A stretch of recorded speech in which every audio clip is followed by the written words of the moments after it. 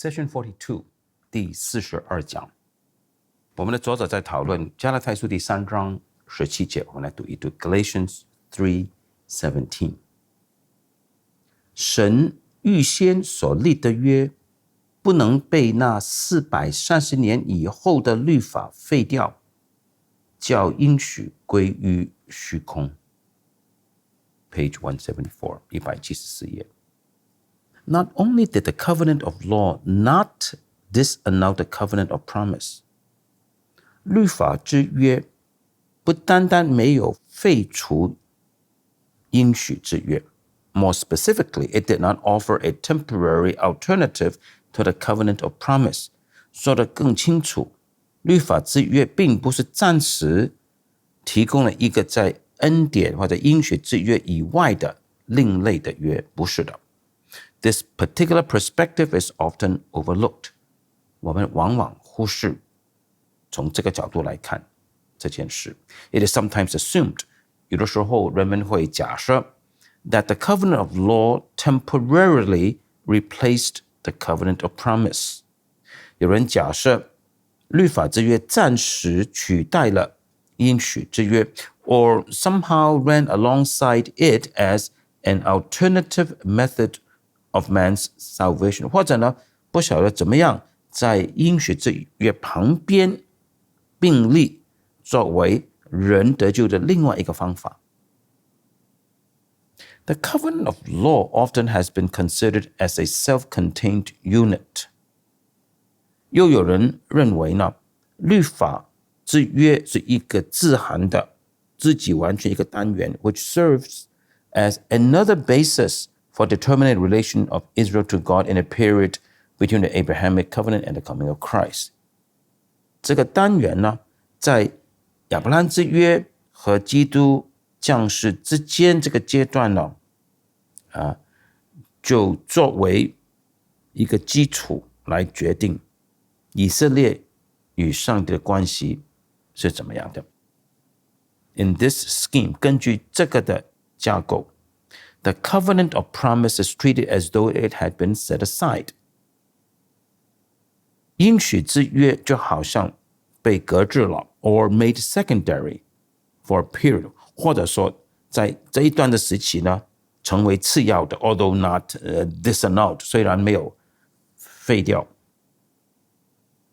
However, 但是The covenant of promise made with Abraham always has been in effect from the day of its inauguration until the present. 可是上帝与亚伯拉罕所立的应许之约一直是生效的，从上帝起初设立这个约一直到今天都是有效的。The coming of law did not suspend the Abrahamic covenant. 律法的来到一点都没有搁置亚伯拉罕的约的。The principle enunciated in Genesis 15:6, 创世纪第15章第6节所清楚指出的原则 concerning the justification of Abraham by faith, 就是亚伯拉罕是因信称义的 never has experienced interruption, 从来没有中断过。创世纪15章第6节 Genesis 15:6， 亚伯拉罕信耶和华，耶和华就以此为他的义。Throughout the Mosaic period of law covenant, 在整个摩西的律法之约的时期中， God considered as righteous everyone who believed in him. 上帝以所有相信他的人为义的。For this reason, 为了这个缘故， the covenant of law, as revealed at Sinai, would best be divorced from covenant of works terminology. 所以呢，律法之约就是上帝在西乃山所启示的律法之约，最好在名称上不要与行为之约混淆。The covenant of works refers to legal requirements laid on man at the time of his innocency in creation. 行为之约是指上帝创造人的时候，在他无罪的时期所施加给人的法律上的要求。The covenant of law, 律法之约呢 refers to a new stage in the process of God's unfolding the richness of the covenant redemption. 是上帝展示他的救赎之约的丰富的过程中的新的一个阶段。As such, 既然是如此 the law which came through Moses did not in any way disannul or suspend the covenant of promise. 借着摩西而来的律法一点都没有废除或者搁置应许之约的。Number 2， 第二点 The place of the covenant of law in the history of redemption. 律法之约在整个救赎历史中的地位。Pages 175 to 199， 这个段比较长，175到199页。Three aspects of the Mosaic covenant may be stressed in an effort to place this distinctive covenant in its proper biblical theological setting. 为要把这个独特的摩西之约放在正确的圣经神学的架构里面来理解呢，我们必须要强调摩西之约3个层面。第一个层面 The covenant of law is related organically to the totality of God's redemptive purposes. 律法之约与上帝救赎的计划的整体是有着一个生命上有机的关系的。第二个层面 The covenant of law is related progressively to the totality of God's redemptive purposes. 律法之约与上帝整个的救赎计划有着一个历史进展性的关系的。Number 3， 第三个层面 The covenant of law finds its consummation in Jesus Christ. 律法之约在耶稣基督里面就完全了，就达到它的完结了。First， 第一 The covenant of law is related organically to the totality of God's redemptive purposes. 律法之约与上帝救赎计划的整体是有着生命上有机的关系的。To speak of an organic relationship， 当我们说一个生命上有机关系的时候 is to suggest a living, vital interconnection as over against an isolationist compartmentalization. 的意思就是说，这个是有一个活的生命上的关联，不是一个孤立起来的一个分隔的部门。The clear enunciation of the will of God at the time of Moses did not appear as something novel in the history of redemption. 在摩西时期，上帝清楚地指出他的旨意，在救赎历史上，并不是以一个新颖的新的东西出现的。At the same time， 与此同时 ，law did not disappear after Moses。在摩西时期之后，律法也没有消失。Law functioned significantly in the period preceding Moses, and law functions significantly in the period succeeding Moses. 在摩西的时期之前，律法有着很重要要扮演的角色。摩西时期之后，律法也扮演很重要的角色的。While the summation of law in an externalized form may remain as a distinctive property of the Mosaic era, the presence of law throughout the history of redemption must be recognized. 虽然我们必须看到，在摩西时期的约的一个最特别的属性，就是上帝的律法用一个外在的形式总结起来，但是我们也必须承认，在整个救赎历史的过程中都有律法的。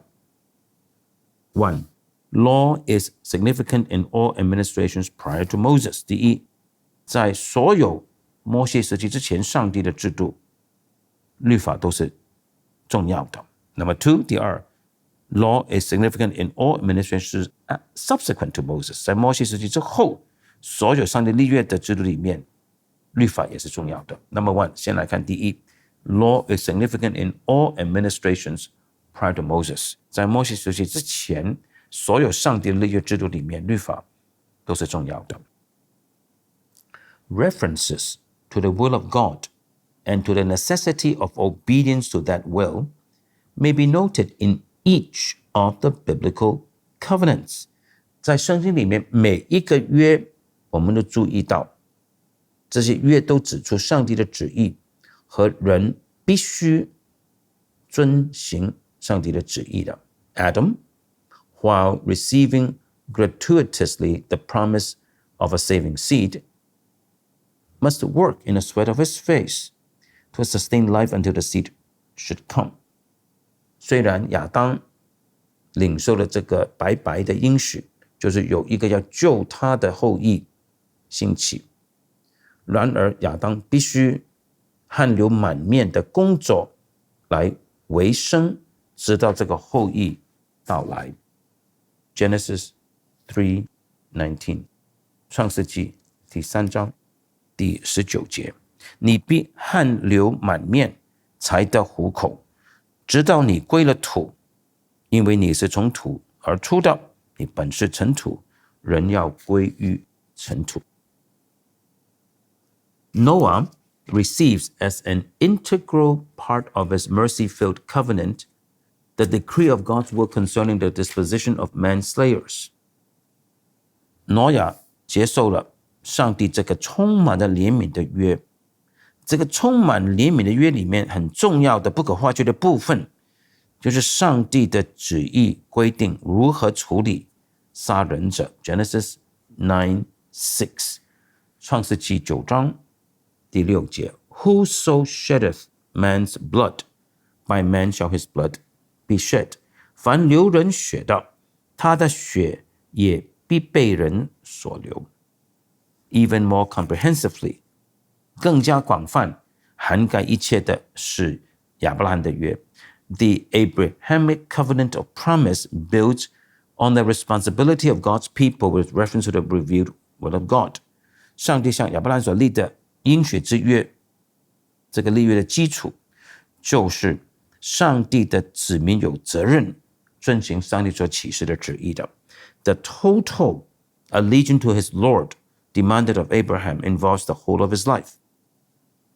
上帝要求亚伯拉罕完全效忠于他的主，这个涵盖着亚伯拉罕的人生的全部每一部分的。 Refer to Genesis 12:1 and 17:1， 参考创世纪12章第1节和17章第1节。创世纪12章第1节，耶和华对亚伯兰说，你要离开本地本族父家，往我所要指示你的地去。创世纪17章第1节，亚伯兰年99岁的时候，耶和华向他显现，对他说，我是全能的上帝，你当在我面前做完全人。Subsequent happenings under the administration of the Abrahamic covenant further indicate the presence of covenantal law, especially with regard to the sealing ordinance of circumcision。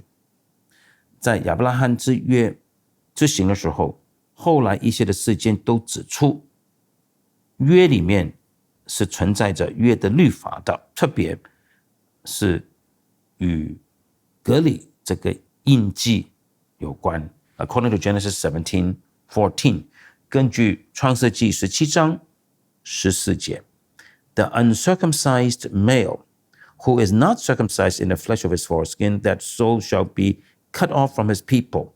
He hath broken my covenant。 创世纪17章14节，不受割礼的男子必从民中剪除，因他背了我的约。 Quite a hair-raising incident in this very connection is recorded subsequently in connection with the life of Moses。 在摩西的生平里面有一件事情是令人发抖的。 After having received his commission to deliver Israel in fulfillment of the promise of the Abrahamic covenant， 当摩西已经领受了上帝的使命，因为上帝要实现亚伯拉罕之约里的应许，所以上帝要摩西去拯救以色列人。Moses begins the return trip to Egypt with his family. 摩西就和他的家人一起回到埃及去。Exodus 4:24-26， 出埃及记第4章24到26节。Now it came about at the lodging place on the way that the Lord met him and sought to put him to death. Then Zipporah took a flint and cut off her son's foreskin and threw it at Moses' feet, and she said, "You are indeed a bridegroom of blood to me." So he, that is God, let him alone. At that time she said, "You are a bridegroom of blood because of the circumcision." 出埃及记4章24到26节，摩西在路上住宿的地方，耶和华遇见他，想要杀他。希波拉就拿一块火石割下他儿子的羊皮，丢在摩西脚前，说：“你真是我的血狼了。”这样耶和华才放了他。希波拉说：“你因割礼就是血狼了。” Under the provisions of the Abrahamic covenant of promise, God always slays Moses for failing to observe its stipulations. 在亚伯拉罕的应许之约之下，这个约提供一个条例，就是摩西假如没有遵守约的命令，上帝肯定要杀摩西的。Obviously, law plays a vital role in this covenantal relationship. 很明显的，在这个约的关系里面，律法是扮演着一个非常重要的角色的。The presence of stipulations in the covenants prior to Moses does not detract from the uniqueness of the legal codification under Moses.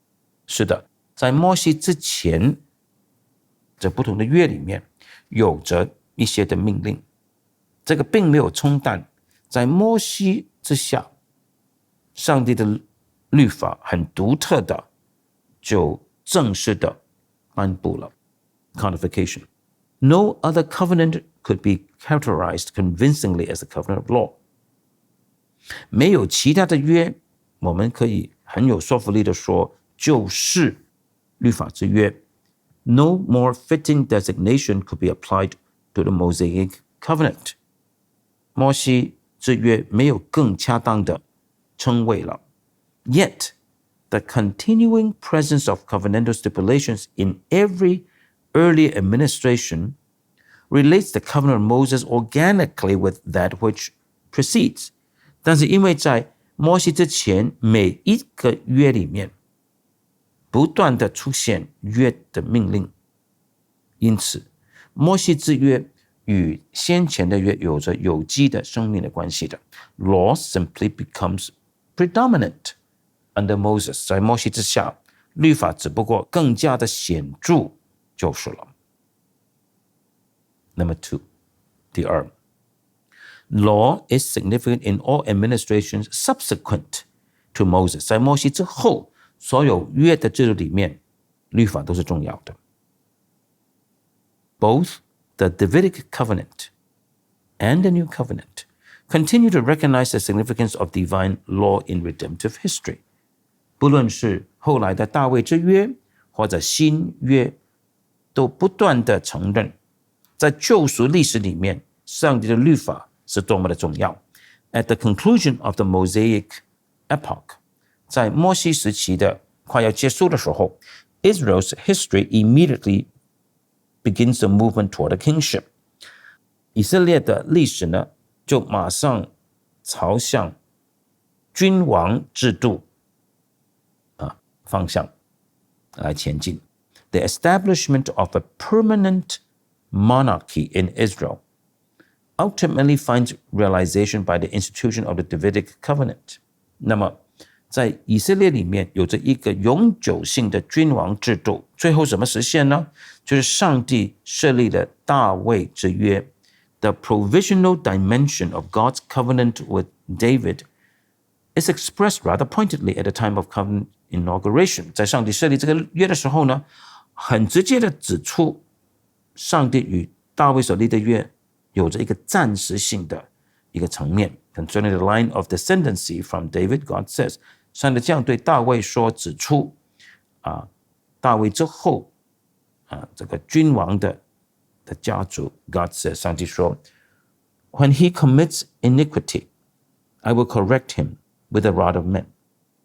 当他犯罪的时候，我会要用杖来责备他的。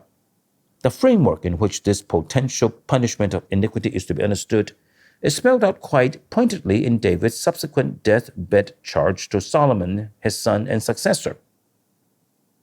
这整个的架构就说明了，若有犯罪，必有惩罚。在大卫临终的时候，向所罗门他的儿子的继承人所发出的吩咐，就很清楚的指出这一点了。1 Kings 2, 1-4， 列王纪上第2章第1节到第4节。As David's time to die drew near, he charged Solomon his son, saying, I am going the way of all the earth.